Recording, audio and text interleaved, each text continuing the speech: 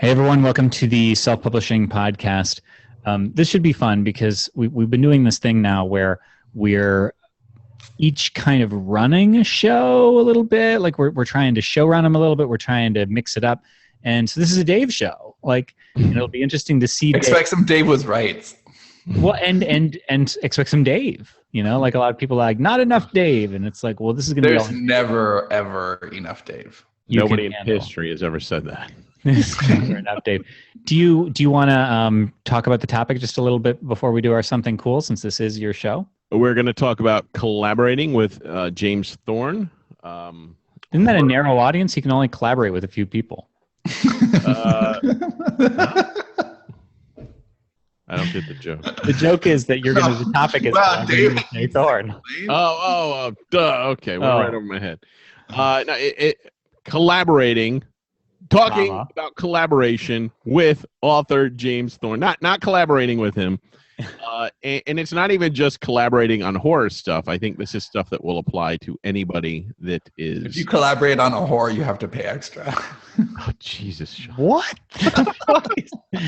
That's the second really inappropriate thing he's said since he's been back. I think Montreal affected Sean. What else did I say that was inappropriate? You don't want me to repeat it. Oh, can you put it in Slack? Because now I'm curious. Yeah, sure. Go ahead, Dave. Yeah, so we'll be talking collaboration with him and about a cool new project he has. Fuck all. Should we restart this whole thing? No, go ahead. This is the SPP. All right. So that's it. That's what we're going to be talking about. Okay, good. Well, there you go. So, who has something cool? Something. So, just for those of you who don't listen live, Wait, hold on. I'm laughing because you and Christine both gave me a different answer for what I said, and they're both funny. Okay, awesome. Well, we took last week off, so we recorded 2 this week, and so for us it's been 2 weeks, and it already feels a little weird. Like it's already a little like, boy, it's been a long time since we've done this, even though it's only been 2 weeks instead of 1 week. And Sean is high, so I'm not high. I'm not high at all. Although apparently, I don't know. I think Beth is in the comments, and maybe she can clarify here. But I think that the deal in Montreal is that you're not allowed to smoke. Wait, no. You're not allowed to sell weed or buy weed or grow weed. But I think you're allowed to smoke it. If you magically get it?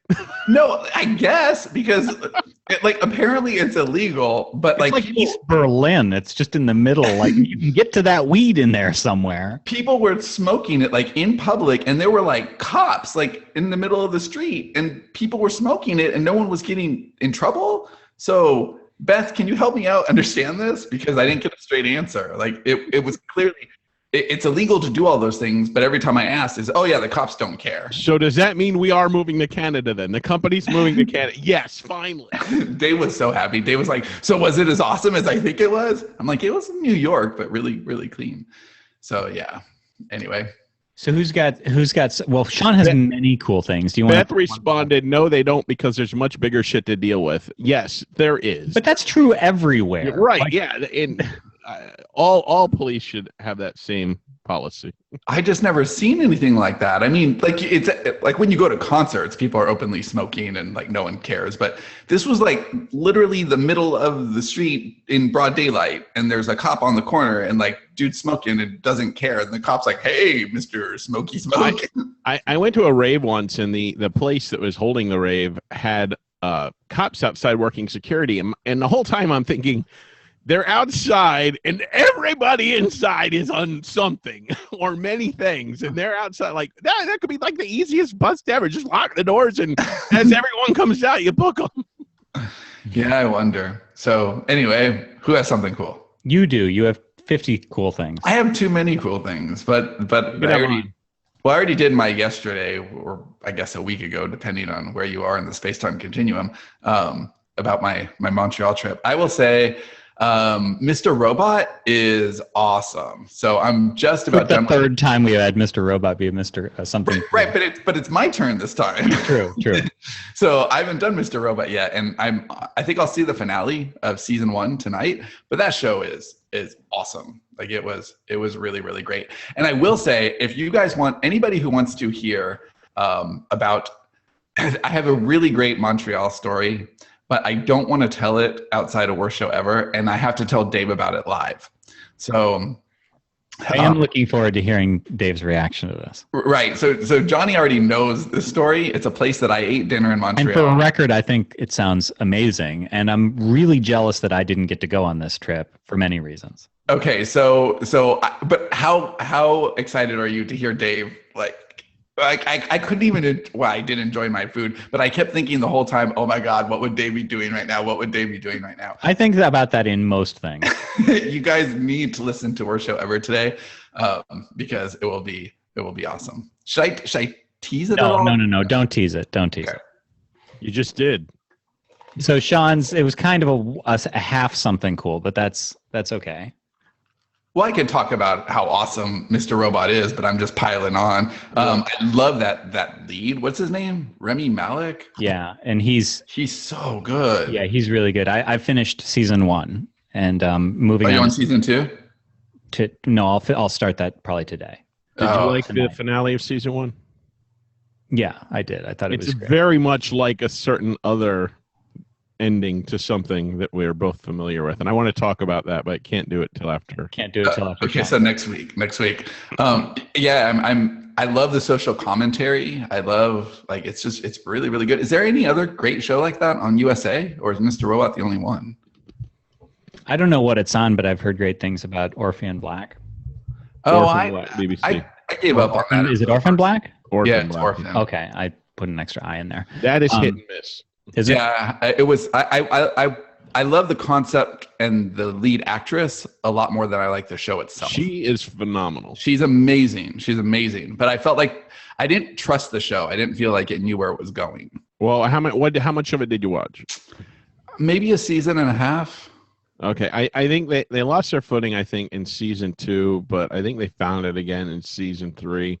But yeah, I got that feeling like they're just kind of making shit up as they go along, and I don't mind that as long as it works, but it didn't always work. Yeah, I feel like and Mr. they Robot totally wasted that one guy that played her, the psycho drug dealer guy, her ex-boyfriend. Michael Mando, I think is the actor's name, and he was in a video game. He actually is in a video game, Far Cry 3, and he is phenomenal at acting crazy, and they really wasted his talents, at least in what I saw of it so far. So we should move on since we have Jay coming. Do you have anything, Dave? That was it. That was it. You just comment on other people's. Yeah. Okay, I'm gonna do one. I'll take Dave's. So we just had a company meeting where it was like all of this, basically all these Montreal ideas. And we told Dave he didn't have to come. He could just come if he wanted to. And it was all very high level, like this is where we're going 18 months from now kind of stuff. And Dave sat there with his feet up eating popcorn. He seriously treated it like entertainment, because he's like, I know none of this involves me. I just can listen. And so he was popping popcorn. It was pretty amazing. My something cool is I feel like I'm gonna get laughed at for this one, but I'm gonna do it anyway because it was today and it was cool and it did relate just to me because it was my family, but it also had a larger thing. So my daughter's school had this thing where you can go and be there for recess, right? Like she's in 3rd grade, and so you get to go and be there. And then I had lunch with her and her friends.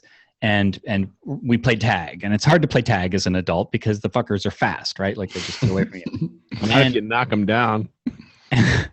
And I was really sort of so ongoing because it was just, I've had kind of a nutty week. Like it's been super full. And I'm so glad I went because it was just very, very cool to see that side of my daughter's life, which I didn't normally get to see.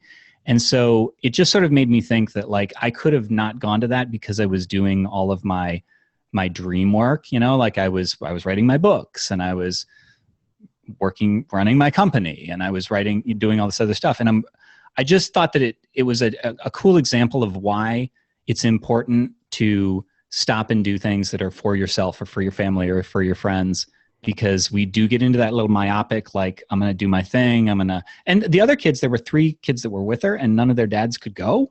And they were like, oh man, I wish my dad could be here. And it was kind of sad. So I don't know if you have chances to do things like that. I mean, with anybody, take them sometimes. And I just thought that was a cool little reminder. Oh, that is a good one. I agree, and it's like something I've been experiencing with my son in playing baseball recently.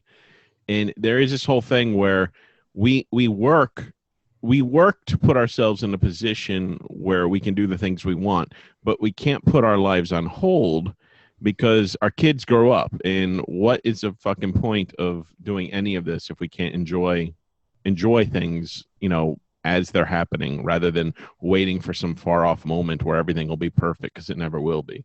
And conversely, first of all, hi Jay. We'll just finish our discussion. Hey Jay. Hey. But also just on the flip side, like for anybody who is far enough along in this journey where you've bought some time, like if you are quote unquote living the dream, if you're writing full time and you like, it was for me, it was like, well, this is part of the reason that I do this. Like right. It's not like, wow, look I can sit at home in my chair all day. It's like I'm doing it so that I have time to do these things. And so I thought that was nice. Logan says, I never see my kids. Yeah, that guy's a dick. You're such an asshole, Logan. I'm really glad that our guest, Jay Thorn, has hopped in today. Welcome to the show, Jay. Thanks, guys. It's great to be back. It's been a while. But the reason I'm glad that you're here is because neither Sean nor Dave has any advice whatsoever for me on getting a good book cover designed. Oh, are you going to thrust him into the role? That's what you do. If the guest is early and or we are sloppy and hence late, then whose fault is that? I mean, really. Jay's volume is a little down, people are saying. Okay, well then Dave, you better weigh in. Let me bring it up a little bit. Oh, there we go. Professional. Ooh, yes. Much better. If only I could get my covers turned up in Appeal. If there was only a way I could make that happen, Dave. There is a service. If you need your covers turned up, if you need them loud, you need them to grab attention, you need them to be, well, I won't go where we went with yesterday. Just imagine your covers running around punching everybody in the dick to grab attention. That's what you can do if you go to our friends at 99designs.com/SP. There it is. Not only are they a sponsor of this show, they believe in us enough to well, to be fair, they either believe in us or they haven't noticed us yet. It's one of the two. But we also believe in them, which is why they're a sponsor. They provide a great service. If you're struggling to sell books and you have covers that you either did yourself or you had somebody that's not really a pro designer do them, then you owe it to yourself, you owe it to your readers to have a great book cover. And that is what the folks at 99designs.com/SPP will give you. It's super easy. It's a contest. You say, this is what I want. You have some ideas, maybe show some other book covers, and designers will compete. And you pick the best designs and you move forward from there. We've always had too many good choices to choose from. It's really one of those things where we've never had a bad cover. Like, we just love it. Everything. Are they open-minded? Like, if I wanted to write a book called Billy Hitler, like, would Billy Hitler in a glory hole? Yeah, no. Let's just move over in this direction. I think that Jay raises a very good point, and that's that it is a very risky process. Yeah, Sean talking over the ad read, says Tim. Come on. There's absolutely nothing to lose. If you don't like the design submitted, then you just walk away. You don't pay a dime. But that's not going to happen. It's really not. You're going to have more good designs than you can choose from. Start your custom design today at 99designs.com/SPP.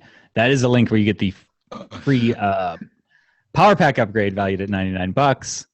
And that gives you more designer time and attention than you would otherwise. And you're just a sucker not to use that. So definitely 99designs.com/SPP.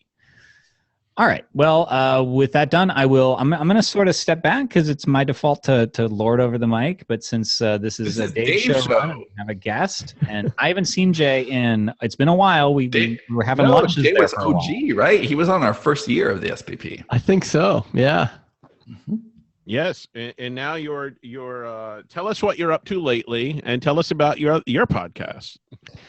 Well, I'm up to sending testicle pics to Dave. That's a personal thing. That is how we got on the show. Dave, You're a baller, Jay. I try to be, you know. Dave asked me to come on because I have kind of something new that's coming out tomorrow, as a matter of fact, October 1st, as of the recording of this. So kind of a neat collaboration idea. And yeah, I'm kind of excited about it. Something a little different for me. Can I ask you about your Saturday release date? Yes. Why'd you pick that? I mean, no judgment at all. What are you, stupid? No, I'm curious. I'm pretty impressed that you noticed that it was a Saturday release date. Well, you did say tomorrow, so I'm figuring if you could do math. I didn't. It wasn't hard to crack. Yeah, there you go. All right. Well, I'm very tired right now. You did a lot of research and figured out. What day comes after that? I had to check my almanac. I do have the lowest IQ. Oh. Yeah, there's nothing stealth or ninja about it. I wanted to. This is kind of a horror themed kind of thing, and I wanted to have as much of October to promote as I could. So that's why October 1st. Okay. There's nothing really more significant than that. No, you know what that is though. Like you put thought into that. You know your answer. That's good. A little bit, yeah. Well, so it's not like because Tuesday's a great day, like or you didn't pick a day because you were trying to hit a list. You picked a day because you were trying to hit as much of October as possible. So yes. like that's great. You knew exactly why. Awesome. Yeah. And if it's totally accident, then I'm going to go with that because that sounds way better. No, that works for me. So tell us about well, first of all, Jay does the Horror Writers podcast with Zach Bohannon, which I've been on several times. Whenever He's on it more than our podcast. Right. Yeah. Well, I do. Like fact. Less work for me. They they talk about books and stuff. I don't read books, so whenever they're talking about a TV show or a movie that I like, though, I'm on there, and it's a fun time. It's a great show.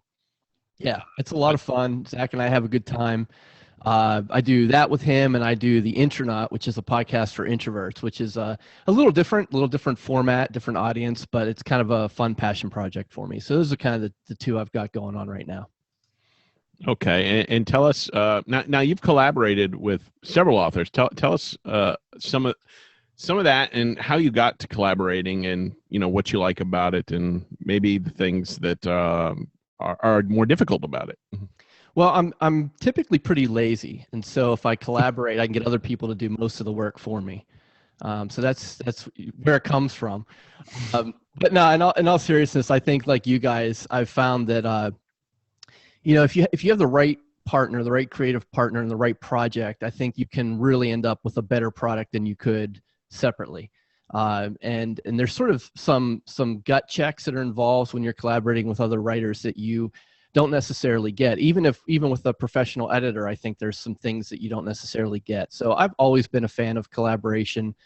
The first novel I collaborated on was Shadow Witch with Dan Padavana, and then I did Risen Gods with Joanna Penn. And right now, I've got the first two books out in Dustfall with Glenn James, and we got a third one coming up pretty soon. So those have sort of been the major collaborations, and Zach Bohannon and I are working on a trilogy that that he's already started writing. So that's kind of one in the works. So the whole collaboration thing is something that I totally believe in. I think it's great, and I think every author should try and collaborate at some level. It doesn't have to be a novel, but I think any type of collaboration, whether it's a short story or marketing or whatever, is going to help make you a better writer. And how did you find the people that you chose to collaborate with, and how did you get them to collaborate? You didn't send them pictures of your testicles. Yeah, don't ask Joanna about that. Dan and I have this. We became friends because we had this similar passion around heavy metal. And for listeners who don't know, Dan's dad is Ronnie James Dio. And so we struck up this friendship around heavy metal and horror and sort of how those go together. And Dan's a great guy, and that's kind of where that started. And Joanna and I have been, we've been friends for a long time. And I kept telling her, I'm like, Joe, I'd love to collaborate with you. I think it'd be really cool. And she was really resistant. Like she says herself, she's kind of a control freak, and she didn't want to go there. And I think once we were in it, like I think she really enjoyed the process. And so that's how that came about. And Glenn and I, we've sort of been online friends for a while too, and just had a similar passion around post-apocalyptic stuff. And that's kind of where that went. Now, is your collaboration with each of these people different as far as like work and how you parse it out and how you come up with the story and everything? Yeah, totally. I think every collaboration outside of a solid partnership or our company, the way you guys have it, like you guys come up with a system and a process, and you know each other, and so you kind of follow that, even though you're iterating and optimizing on it. Ding ding. You kind of follow a similar process. But when you are collaborating on sort of one-offs or single projects, it's tricky. And, for every collaboration I have, I probably have 3 or 4 that just kind of stalled out or didn't go anywhere because collaborating is hard. It's great, but it's hard. And so sometimes, you have to approach every collaboration in a very personal way based on the person that you want to collaborate with. And when it does stall out, like at what point do you like decide, okay, this probably isn't worth the effort and we should just part ways? And if it's early going, how do you get beyond that to actually make it work if it's not working right away? I don't know, Dave. That's a great question because I've never been in a situation where it's gotten like either confrontational or whether it's gotten to a point where we had to have like a hard talk about like, what are we doing here? It's sort of things where like I'm pretty gritty and I'm stubborn and I don't give up on stuff very easily. And so what's happened with me is like the writing partner sort of faded away, or like the ball was in their court to do the next thing and like they didn't do it. And I kind of took that as a sign that like they weren't all that interested, and it just kind of went away. Mm-hmm. Okay. So tell us about your new project. What's it called, and how is this different from your regular collaboration?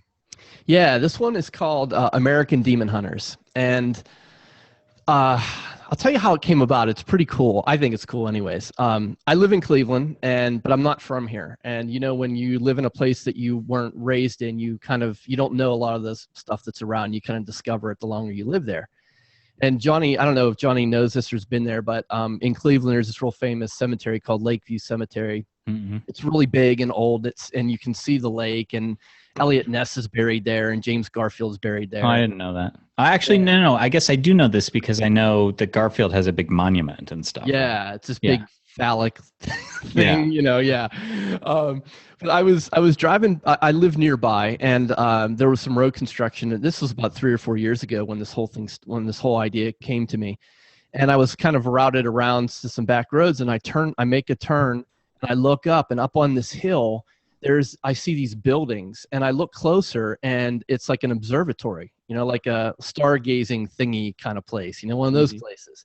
And as I look closer, where they do the Pink Floyd laser light shows. Sort of, yeah. That's why those were built. And I look up at this hill, and as I take a closer look, I noticed it's abandoned. Like the panels in the domes are falling out, and windows are broken, and there's graffiti. And I'm like, oh, that sounds like a great location. I want to buy it and write there. I had the exact same thought, and it's near East Cleveland, which is not a great neighborhood. So I pull off the side of the road. I know it's a little bit risky, but I get out of the car and I start walking around, and like the doors open. Did you have your decoy wallet? I had no wallet. Oh, okay. And I ended up taking some great pictures. I didn't stay there too long because seriously, like I didn't want to risk getting mugged. That was a serious risk there. But I got some great pictures, and then that writer brain kicks in, and I connect them like Lakeview Cemetery, abandoned observatory, and I was like, what if there was like some type of demonic portal that you could summon based on star charts? And what if there was like a secret society whose job it was to prevent that portal from opening? But every once in a while, someone figured out how to do it. And that's what American Demon Hunters is. So now you're collaborating with some of these. It's also like an open project where other writers are involved? Is it by invitation only? Tell us more about that. Yeah. This is I wanted to show if you guys can see this. That's the Keelan Patrick Burke did this cover for me, but that is a picture I took of the actual observatory. So Oh, that's cool. not footage. That's cool. Oh, that's cool. That's really cool. I want to live there. Just if we can move it out of Cleveland. Yeah, Move Johnny out of Cleveland. That's right. You could move an Get to Austin. It'll be the Sterling and Stone facility. And they'll make it into a coffee house, and a bunch of guys with soul patches will show up. Yeah. Oh, they'll only let you eat if you have a bowler hat. Or no, it is a pork pie. That's the one Dave always says. Yeah, well, there was some guy, like I don't know who owns it now, but some rich guy bought it and was going to live there, and then it just kind of never happened. And I think it's probably because he showed up at the neighborhood and like had his wheels. Cleveland is weird that way, though. You'll drive down Euclid, and there'll be these new amazing mansions next to like crack houses. You're like, who put that house there? What's wrong with them? Yeah, in Sunset Beach, in California, there's this like I always thought it was the coolest thing growing up. There's an old water tower, like a big wooden water tower, just right there on PCH, and somebody bought it and converted it to a home. But it's like a big old wooden water tower, and they have to like take the elevator up there. And I just thought, man, whoever lives there must be like the happiest person in the world. And then I met the person, and he hated it. Nice. Well, so Dave, back to your question. I wrote this. I started writing the first draft of this novel 3 some years ago, and for some reason, it took me a long time to revise it, and I rewrote it like 4 times, and it's really unlike me. Like I'm pretty much I like move forward fast. I write stuff fast, and for some reason this story like took me a long time to get right. And I had this idea like I want to write more in this world, but it didn't feel right to do like a linear series of novels. Something about that just didn't feel right to me. And I started thinking like, what if I did something like an X-Files spinoff? So like you have the 3 main characters, you have Hank, Corey, and Sonia, who are the demon hunters. What if like they left Cleveland after this novel ended, but then they went to a different city in the United States and they had some other type of like supernatural challenge or threat that they had to deal with? And that's kind of where the idea came up with. So I ended up, I asked a few of my good friends first. I didn't take like open submissions because I wasn't really sure how it was going to work. So I got Zach Bohannon and Chad Ludsky, John L. Monk, and Bettina Melher to write like short story novellas. And I kind of gave them some guidelines, like, you can't kill off the character. But most importantly, all of the novellas and the novel can be read in any order. So you don't have to read the novel first, and there are no spoilers in the novella that will spoil the novel. So it was kind of a tricky maneuvering, but I'm kind of happy with it in that I had other writers sort of writing in this world, but they're sort of standalones as well. So it's a total experiment. I have no idea, commercially how well it's going to do. Are all the books out yet? Are they coming out? They're all in pre-order, and I'm releasing them all on the same day. So all 4 novellas in the novel come out tomorrow. Awesome. So is this something that you're going to like continue through the year? Are you going to just do it every October? How are you going to continue? If it does well and you decide to continue, how will you do that? Do you know? Yeah, if it does well, I'll probably ask some other of my friends to write in the world. It's kind of the way the collaboration works is we kind of agree on some story beats or general outline, and then they go and write the first draft, and then I do all the revisions after that. So, kind of common to what you guys do. And so I think if there's a lot of interest from readers, like if they want more stories in the American Demon Hunters world, then I'm sure there's no shortage of authors who would like to do it. And it's kind of a low commitment. We're talking like 15 to 20,000 word stories. So it doesn't take, you don't have to commit like 4 months to this project. You can kind of do it pretty quickly. Okay. So in the revising process, were there ever any issues because writers can be pretty sensitive bunch and have differing opinions and stuff? Or were there ever issues where you're like, well, this doesn't exactly work, and you kind of had to figure a way around that without hurting feelings or anything? Or yeah, of course. I think we're all sensitive. All writers are sensitive, and we all sort of love our words, and we all agonize over words and sentences and scenes and chapters. So that was a perfectly natural thing. I think luckily for me, I've worked with some really great professional editors who like kick me in the balls every time I get a revision back. And I saw the bruises in the picture. yeah, you saw. I mean, it swells and it's kind of nasty, but so I think I kind of knew, like, I've never done any sort of professional editing myself, but revising really is kind of a form of editing. And so I learned from those professional editors how you can be really direct and honest, but sort of not make it personal. And for me, and as it is for you guys, like, the story is king. The characters are king. Like, if it doesn't work or there's some other reason why the scene should be in there and it doesn't serve the story, it just goes. And that's not always an easy conversation. But I think I believe in the end that the revision process is more about what you remove than what you add. And that's my general approach. So give us a big picture on this, because, the first time we got on the show, this is actually, I was just going to say this is almost like a counter to what I was going to say. But the first time you were on the show was to talk about HTML formatting, but that was you hacking your way in. That was you like, well, I got something I can add to this, even though it's not really what I want to be talking about. And then you've done a few horror anthologies. You did, I'm trying to remember the one with the Reaper on the cover. It was like super cool. And so, but this is like collaborating anthologies, finding ways that you can plug yourself into other things. That's kind of your thing. And I think it's a really cool way to sort of like, it's like adding other people's skill sets to yours. So can you talk about that a little bit? As sort of, it's almost like it's a hacking thing almost. Like, I can hack this by adding other people to me. It's like Voltron, right? Yeah, it's modular, right? Like, I need this piece and I add this piece. No, it's totally intentional. And I think it's a situation where if you find the right people, it works for everyone. And I'll give you an example. With the formatting stuff, that was like, I didn't have much to add to a bunch of these authors who were selling tons and tons of books. And this was 3 or 4 years ago. I was not selling books. And so I thought, well, what can I do? What value can I add that will make it easier for everyone? And then the benefit I get is sort of the exposure of being in a box with these other people. And now I think where I'm at is I'm starting to realize now, I don't know, 5-6 years into this journey, like, I know what I'm really good at and I know what's really hard for me to do. And so now I intentionally seek out people that complement me. So, Zach Bohannon's a great example. Like, Zach really loves first draft, but he hates looking back. Like, when he's done with the first draft, he doesn't want to look at it or think about it again. First draft for me is the most challenging. I can do it and I enjoy it, but like, if there was one piece of the writing process that I would like to have someone else do, it's that.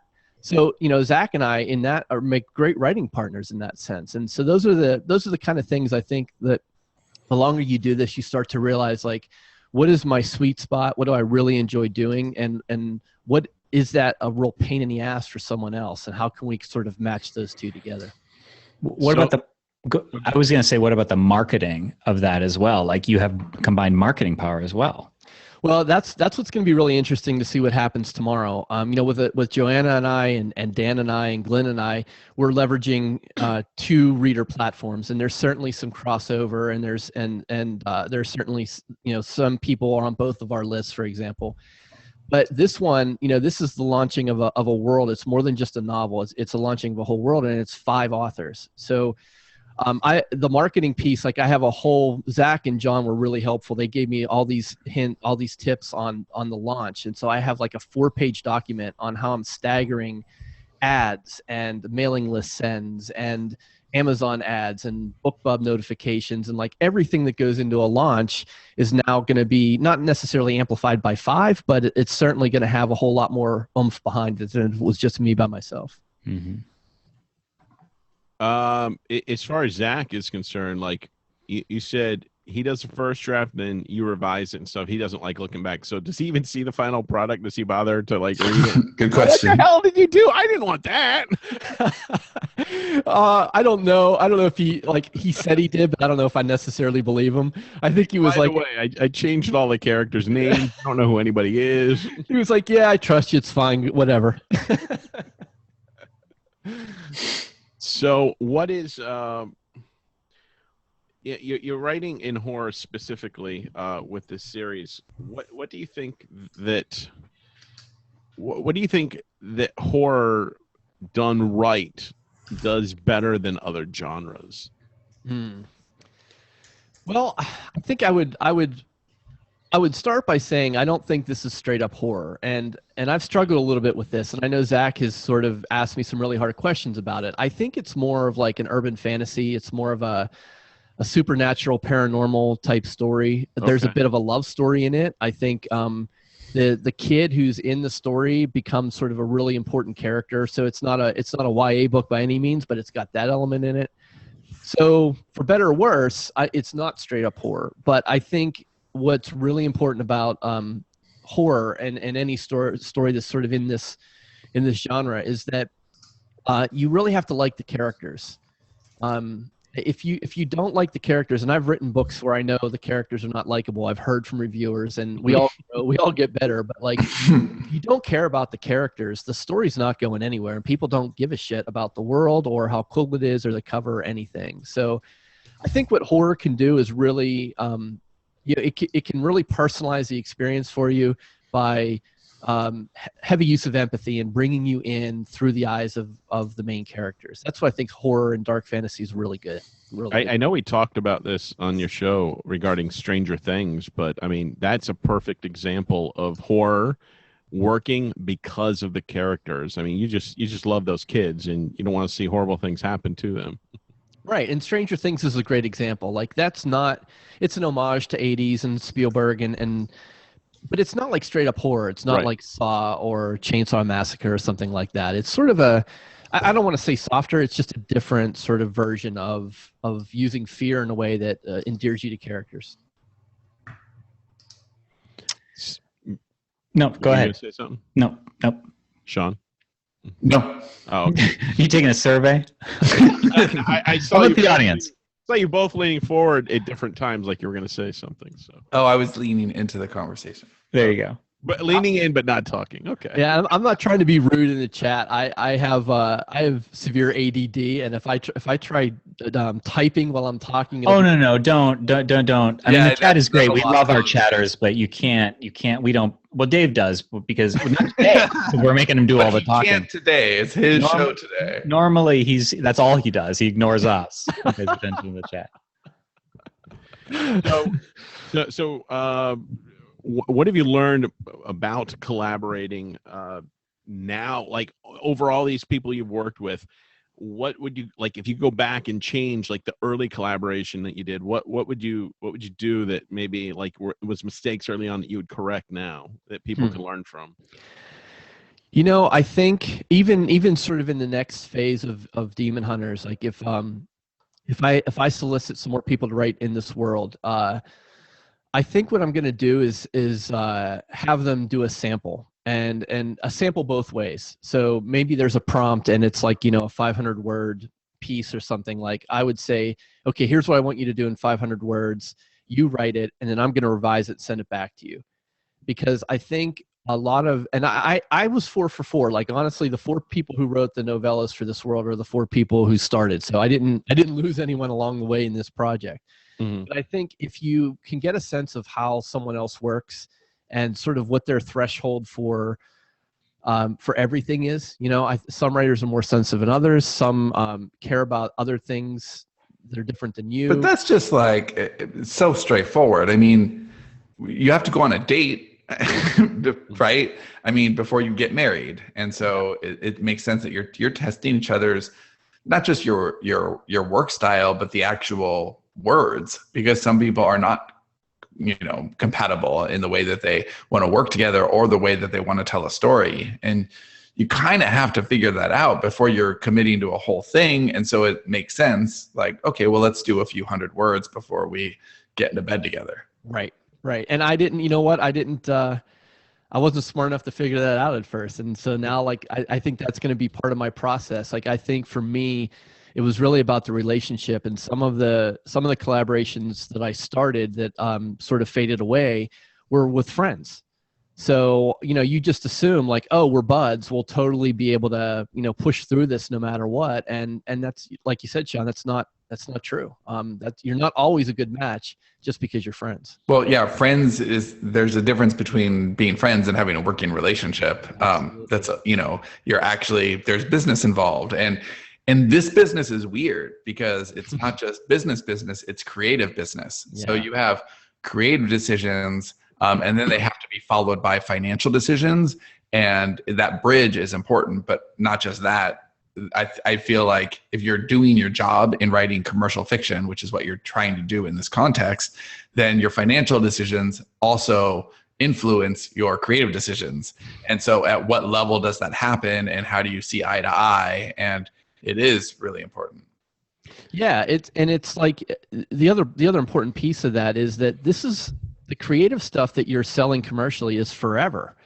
Like you have an agreement, and like you write this book, and this book goes up on a platform, and like potentially your kids could be getting royalties from these books. So the decision to publish together and have some kind of royalty share is a very long-term one. And I think even from a commercial standpoint, having an understanding of what you want out of the collaboration is incredibly important. And it's another thing that sounds really obvious, but there's a big difference between writing something you're really passionate about that's sort of a quirky story versus writing something people want to read. Like those can be very different things. Very different, yeah. Yeah, and if you're not in alignment with your writing partner about that, that can affect everything from your story beats all the way to how you market it. Agreed. When Sean and I met, I've told the story before, but when we met, I liked his writing style that he was doing on a blog. And what happened was we just started talking about writing, and I told him, I've written a lot of books. I've never finished any of them. And he's like, yeah. And I don't remember the exact conversation, but he said something like, well, let me see what you got. And I sent him like the first chapter, 2 chapters of Available Darkness, what I had in mind. And he was just asking to see it. But what happened was he edited them. And he made them like infinitely better than they were. And like instantly I knew that, because I never thought I could write with somebody before. It wasn't even something I was looking for, to be honest. I figured there was a solitary, lonely sort of life, and I'll be my martyr, get up on my cross and write my tortured stories and maybe never finish one. And then when Sean, like you said with Zach, you had different skill sets. Sean like made it better and sent it back to me. I was like, holy shit. Maybe we could actually write something. And that was like the beginning of us working together. I didn't know at the time either how what a big deal that was for Dave. Because I didn't know, we'd only known each other for a few months, never met in person. Because apparently back then he bottled a lot of shit down. I didn't know. This sounds like the same story as how he met his wife, by the way. Right. I didn't know his OCD tendencies. I knew nothing. I didn't know. Yeah, we would not ever have been writing together. That he didn't like to share. So the fact that he was so open with me at that time is kind of, knowing the Dave that I know now, it is kind of extraordinary that it ever happened. Well, when I was younger, I would write stories, and there was a couple times where other kids would copy the stories or just claim them as their own. And it's totally weird. And that shit pissed me off. Why would you even do that? And so that kind of burned me off. And then, when I was a reporter and I was working with other writers, and we had great working relationships in editing each other's stuff, but I could also tell that writers were very precious about their words, and you had to be you had to be careful with the sort of editing suggestions you made. And I think that's true for a lot of writers, especially fiction writers. So I had a mistrust, but I also had a realization that there is some ego wrapped up in words, even my own words. And it is hard to find that person that you have the right chemistry with that can complement you. Yeah, you have to know each other pretty well. And I found myself saying, in the process when I was editing some of the novellas, and I cut a lot of words from a lot of novellas, and what I had to say is when I get my revisions back from my editor, it's the scariest moment and most exciting moment at the same time. I absolutely dread. I dread getting them back because I know it's going to be just fucking brutal. And part of me just doesn't want to deal with it. No, it's good enough. No, I don't want to look at it. But then I force myself to sit down, and my last manuscript, she sent me back something that had 300 and some comments in it. And it was, I almost wanted to cry, but I went through, and by the end, I felt so much better about it, and I know it's such a better story. So there's a bit of a trust there too, that I think, if you trust the person who's doing the editing or revising, then it makes it a little bit softer. But it's never easy to get like your words criticized at all. And that is the thing which, I'm surprised I was able to get over with, that whole thing about the fear of judgment. Like when you're getting 300 things that you got wrong, the first instinct is to think, wow, I fucked up 300 things. But then it's right. It's all the things you got right. But well, yeah. But there's also like, this person I'm working with, whether it's another writer or an editor, is helping to make this a better thing. This is greater than us as individuals. This is a collective sort of thing. And it's kind of where like the collective Inkwell name has always been about, like working together with other creatives. And that is something that, like, I don't look at my stuff as my stuff or Sean's stuff as Sean's stuff. I look at it as our stuff together. And there is a strength there. And it gives me a little bit of ignorance. Like if something is bad, like I know that, like I won't hold it inside like I would my own stuff. Like, okay, I really sucked at that. It was like, no, yeah, okay, I sucked at it, but we made it better together. And it is something that, like, I think it helps you get outside of yourself in a way. And being a writer and an introvert, that is important. Yeah.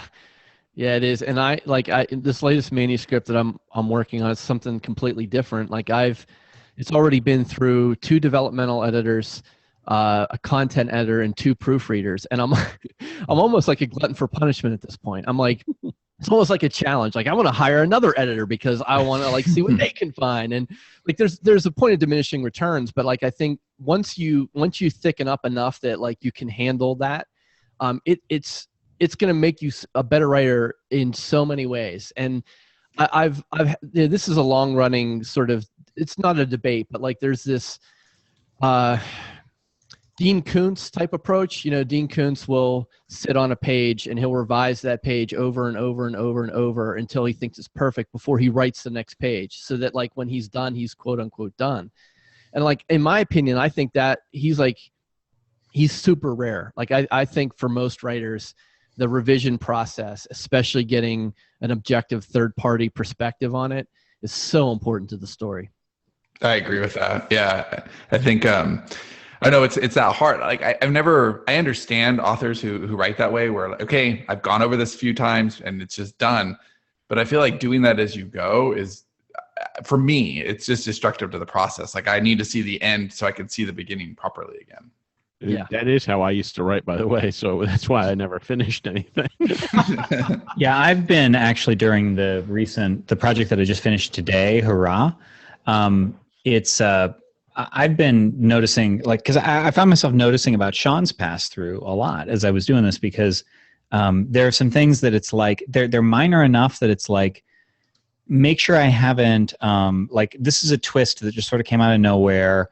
Make sure that this is consistent. And so I think it is interesting to kind of realize that, another party is going to be able to see your from like the 30,000 foot view. Like, oh, wait a minute, you have an inference here that occurs in the 3rd act that isn't supported in any way or contradicts something, or going forward into the sequel, that's going to cause a problem because that wasn't what we planned on. Yeah, I mean, everybody's a collaborator a little bit, I guess, is sort of one of the points here. Yeah, So, and it's go also like, even if you don't necessarily agree with everything, all the feedback you're getting from your trusted source, whether that's your editor or friend or someone who's revising, at least you're aware of it. So they might bring something up, and like why you did that. At least you're aware that is how a reader is going to interpret it, and that's important too. I think, to get outside of your own head and look at your story more objectively. Kate Morgan has a great comment here. Dean F. Koontz can also afford to take a sweet time over every single page because he published so frequently at the beginning of his career. He built the foundation. I still remember when he wrote pulp sci-fi. Yeah, he wrote so much, and he wrote. I'd love to talk to Dean. Seriously, I'd love to talk to Dean at some point about his genre hopping, because like they wouldn't let him write in his own name. Like they wouldn't let him publish. So he came up with all these pseudonyms to write all these different things that weren't like straight up horror or straight up sci-fi. Like he would go and write under different names, and I think that's a testament to his strength as a writer. Yeah, I would agree for sure.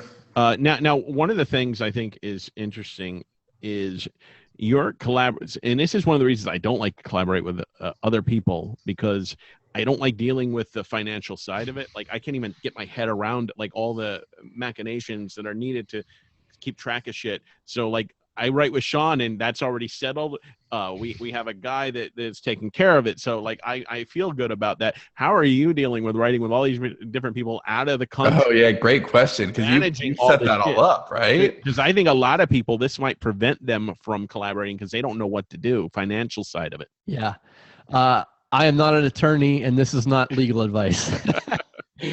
But one of the ways that you can handle a collaboration, this is how I handled the multi-author box sets, was I was the publisher of record, and I had permission from all the authors to publish their work. And I needed that in writing because Amazon asked me for it every time I published a box set.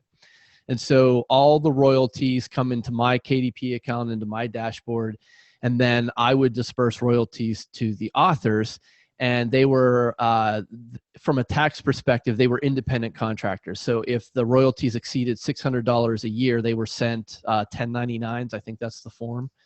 And I have a tax guy, and that was his suggestion to me, and I didn't have any issues with that. So that is an issue. I think the more pressing one is, again, like if you're doing a commercial project, it's going to be on the market for a long time, and you have to have a system, and someone's got to be the accountant. Like someone has to keep track of the check and has to separate that out from maybe your main Amazon account and how much money you're going to get and how often are you going to share those royalties. And all of that takes a little bit of time, and it's not necessarily fun stuff. It's not creatively fun stuff.